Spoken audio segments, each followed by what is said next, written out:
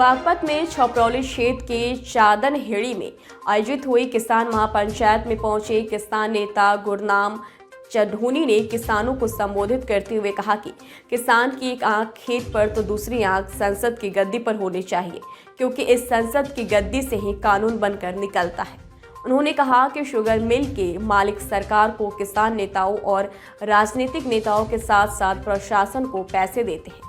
इसी कारण प्रशासन और सरकार किसानों का गन्ना पेमेंट नहीं करती है। उन्होंने कहा कि देश का लोकतंत्र अब खतरे में है। कुछ लुटेरे पूरे देश को लूट रहे हैं, पूरा कमेरा वर्ग लूट रहा है। जो उस मिल का जिसका इतना चप्पा चप्पा रहन था, उस मिल को भी सरकार ने ये कहा कि 100 करोड़ का लोन, जितना किसानों का कर्जा देना हम तेरे को लोन देते हैं। तो उसने 60 करोड़ मांगे, 60 करोड़ सरकार ने उसको दे दिए। गलती कर दी, उसने 100 करोड़ नहीं मांगे, लेकिन वो आज वो मिल मालिक 1.5 साल से जेल में है। 1.5 साल से जेल में है, अभी जमानत नहीं हुई है। अगर ये 11 लोग हमने इसलिए चुने थे कि कोई भी कुर्बानी देनी पड़े, मरना पड़े मिल के आके मरेंगे, लड़ना पड़े मिल के आके किसी तरह से लड़ेंगे। साथियों, ये 11 लोग आपका नेतृत्व करेंगे और ये वो लोग हैं जो मरने के लिए आगे आ जाता है ना, वो किसी भी मुसीबत को झेल जाता और वो बिकता नहीं है, वो बिकता नहीं है। और मैं एक निवेदन ये करूंगा कि जो ये फैसला करेंगे, ये सामूहिक फैसला करें। ये एक इनमें से कोई एक आदमी सरकार से या मिल से बात ना करे। ये 11 के 11 आदमी बात करेंगे। मंजूर है आपको? एक बेटी साथ दोगे इनका? भैया, हम भी वादा करते हैं कि जो ये लोग फैसला लेंगे, हमारे से जो भी बढ़ पड़ेगा, जितना भी कुछ हो पड़ेगा, आपके साथ में आके खड़ेंगे और हमारा पूरा संगठन पूरे उत्तर प्रदेश में आपके साथ खड़ेंगे। एक चीज, दूसरी जो बात है, 2 मिनट आपका और लेना चाहूंगा, बहुत ज्यादा टाइम मैं भी नहीं लूंगा। आज 33 किसान कर्जे में रोजाना आत्महत्या करते हैं, जो रिकॉर्डेड है। और आज पूंजीपतियों का जो है वो 15 लाख करोड़ माफ किया जा चुका है बड़ी कंपनी में। आज 23 करोड़ लोग देश में ऐसे हैं जो 2 वक्त की रोटी नहीं मिलती, एक पे गुजारा करते हैं। आज 9 लोगों के पास 50 करोड़ लोगों के बराबर संपत्ति है। 2014 का उत्तर प्रदेश का आंकड़ा जो है वो ये है, राष्ट्रीय नमूना सर्वेक्षण का, खेती की आमदन उत्तर प्रदेश की 2014 की जो बताई गई है, वो एक परिवार की मात्र 2700 रुपये बताई गई है। हरियाणा की 7700 रुपये थी, पंजाब की 10,000 रुपये, 2014 की बात कर रहा हूँ, अब कुछ बढ़ गई होगी, लेकिन उत्तर प्रदेश की मात्र 2700 रुपये थी। उत्तर प्रदेश हरियाणा और पंजाब से 4 गुना बड़ा है, दोनों स्टेटों से। उत्तर प्रदेश सरकार को बढ़ाता भी है, सरकार को गिराता भी है। उत्तर प्रदेश अगर लड़ाई के लिए तैयार हो जाए तो दूसरा कोई प्रदेश लगे चाहे ना लगे, फिर उत्तर प्रदेश अकेला ही बहुत है। मैं बेनती ये करना चाहूंगा कि देश को बचाने के लिए, ये पुण्य का काम करने के लिए, इस देश के किसानों को बचाने के लिए, यहाँ के मजदूरों को बचाने के लिए, आपकी अगली पीढ़ी जो बेरोजगार महाबेरोजगार हो गई है, 8-8 हज़ार रुपये में 12-12 घंटे काम करते हैं, अपना देश छोड़ के विदेश जा रहे हैं, इस धर्म के काम के लिए, इस पुण्य के काम के लिए अगर उत्तर प्रदेश जो है वो सबसे आगे आए। उत्तर प्रदेश के बहादुर लोग हैं। हम आज चौधरी चरण सिंह की धरती पे बैठे हैं।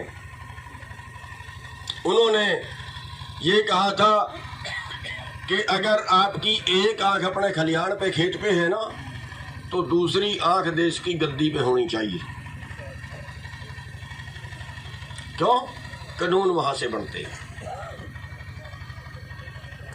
तो साथियों, मैं उम्मीद करूंगा उत्तर प्रदेश के किसानों से कि जो भी आंदोलन आगे शुरू हो उसमें उत्तर प्रदेश अगवानी करे, उत्तर प्रदेश सबसे आगे रहे। और हम सोच रहे हैं कि बड़ा आंदोलन देश को बचाने के लिए खड़ा करें, लेकिन उसमें आपके सहयोग की ज़रूरत पड़ेगी। और उसमें हम 23 नवंबर को एक बड़ी पंचायत पीपली के अंदर कर रहे हैं, जिसमें माननीय जयंत चौधरी जी मुख्य अतिथि हैं और सतपाल मलिक जी वो उसकी अगवानी करेंगे। तो आपसे उम्मीद करेंगे कि आप वहाँ ज़्यादा से ज़्यादा जितने भी जा सकते हैं, क्योंकि वो एक दिखाना है कि देश का किसान अपने अधिकारों के लिए कितना जागरूक है। तो उसमें आप ज़्यादा से ज़्यादा पहुँचे। और मैं फिर एक बार ये बेनती करूँगा कि जो हमारी ये 11 मेंबरी कमेटी हमने बनाई है, ये 11 मेंबरी कमेटी इस मिल से पैसे दिलवाने का काम करेगी, चाहे उसकी तालाबंदी करनी पड़ जाए, चाहे वहाँ पे कोई और आंदोलन करना पड़ जाए। तो जो भी ये करें वो हमें मंजूर होगा और हम जो है इस कमेटी के पूरी के साथ रहेंगे। आपका बहुत बहुत धन्यवाद। एक भगत सिंह चाहिए इस पंचायत में से, जो इन लोगों के भले के लिए, जो इन लोगों के भविष्य की भलाई के लिए, जो इस मिल को सुधारने के लिए कुर्बानी दे सकता है, शहीदी दे सकता है आप में कोई? भैया झूठे हाथ मत खड़े करना। मेरे को ज्यादा नंबर बनाने की आदत नहीं है। झूठे हाथ मत खड़ा करना। जो कि वाकई मर सकता है, जो वाकई मर सकता है, केवल वो हाथ खड़े करे। दोबारा सोच लो भाई, ये 1 2 3 4 5 6 7 8 9 10 11 हाथ खड़े हैं। अरे तुम तो बच्चे हो यार, 11 हाथ खड़े हैं। ये 11 के 11 आगे आ जाए, ये 11 के 11 आगे आ जाए।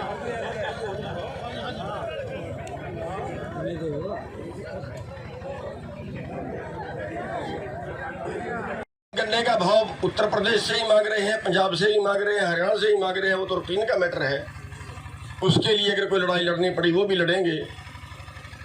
अब दूसरी बात आपकी थी मीटरों की। मीटरों की हमारे वहाँ भी मीटर लगे थे, करीब 20 साल पहले की बात है, और वो हमारे ब्लॉक में सबसे पहले लगे थे। और उस वक्त में ब्लॉक प्रधान ही था, 20 साल से भी ज़्यादा की बात होगी। और सभी ट्यूबवेल उन्होंने लगा दिए थे। शुरुआती वहां से की थी। हमने 5 गांवों के मीटर उतरवाए, लगाने लगे थे, वो 5 7 10 गांवों के लगा दिए थे। 5 गांवों के मीटर उतरवाए, ट्रालियों में लोड किए और जाके उनको भैया अपने गिन लो, जैसे आप लगा के आए थे वैसे ही हम उतार के आपके ले आए। मुकदमा बनाया, जेल भेज दिया। तड़के में 11 गाड़ियां पुलिस की आई, उठा के ले गए। हमने कहा भैया ले जाओ, जेल में ले जाएंगे, मैं तो नहीं जमानत करवाऊंगा। 13 दिन लगे, लेकिन 13 दिन के अंदर जो लोग थे वो इस कदर इकट्ठे हो गए, इस कदर जुड़े कि सरकार के पसीने निकल गए। दोबारा पूरे हरियाणा में आज तक मीटर नहीं लगा। अब वो यहाँ अगर मीटर लगाए, सबसे पहले आपके गांव की हम बात करें या जिन गांवों के लोग यहाँ पे बैठे हैं, क्या आप ये फार्मूला अपनाने के लिए तैयार हो कि वो लगा के और अब उतार के वापस जमा करवा के आओ? हाथ उठा के दिखाओ, तैयार है? नहीं, आधे लोगों ने हाथ नहीं उठाया। भैया मुकदमे भी बनेंगे, जेल भी जाओगे, सब कुछ होगा। ये बीजेपी है, जेल में भी जाओगे और मुकदमे भी बनेंगे, पक्के हैं। दोनों काम होंगे। अगर आप जेल से डरते हो फिर मीटर मत उतारना। और जैसे भाई कह रहा था प्राइवेट होगी, पक्का होगी, प्राइवेट नहीं होगी। अब मैं आगे बात करूंगा तो बहुत लंबी हो जाएगी। खेती की उम्र 10 साल बची है। आपके हाथों से खेती जाएगी, कन्फर्म जाएगी। खेती सारी कारपोरेट हो जाएगी और शुरुआत हो गई है, उसकी शुरुआत हो गई है। और अगर आप ना लड़े तो फिर आप खुद के दोषी नहीं होंगे। जुल्म करने वाला जितना पापी होता है, जुल्म सहने वाला उससे ज्यादा पापी होता है। आप अपनी अगली पीढ़ियों पर अत्याचार करोगे। अगर आप ना लड़े तो आप अपनी आने वाली नस्लों पे अत्याचार करोगे। उनके साथ जो होगा उसके दोषी आप होंगे। इसलिए लड़ना जरूरी है। और मैं एक बार फिर आपसे हाथ खड़े करवा के आपसे देखना चाहता हूं कितना जोश है, कितना आप करने की कैपेसिटी में हो।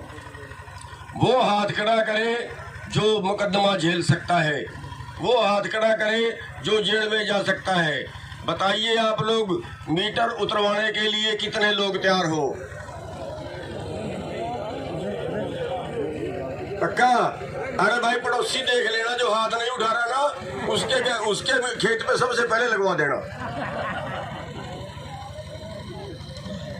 तो साथियों मुसीबतें आएंगी, लठ भी लगेंगे, जेल भी जाना पड़ेगा, मुकदमे भी दर्ज होंगे। और इसके अगली जो बात है, भैया थोड़ा चुप कर दे।